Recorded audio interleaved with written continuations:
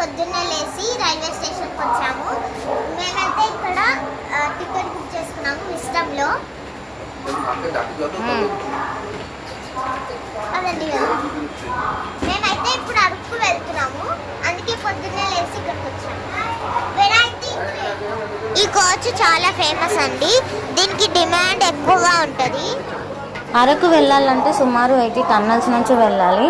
Wisdom కోచ్లో నుంచి మనకైతే nature చాలా బాగా కనిపిస్తుంది. అండ్ ఇది చాలా స్పెషల్, దీనికైతే చాలా డిమాండ్ ఎక్కువ.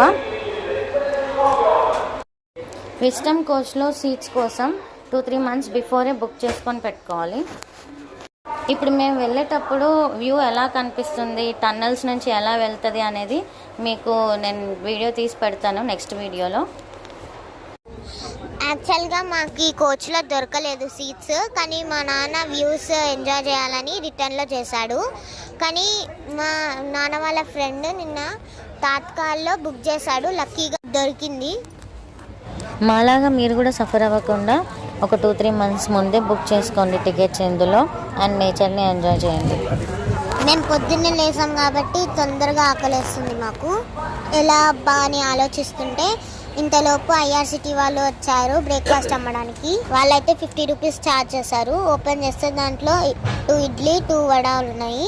ఓకే, అంత టేస్టీగా లేదు కానీ మేనేజ్ చేసుకోవచ్చు ఈ టైంలో. ఓకే అండి, నెక్స్ట్ వీడియోలో కలుద్దాం. బాయ్.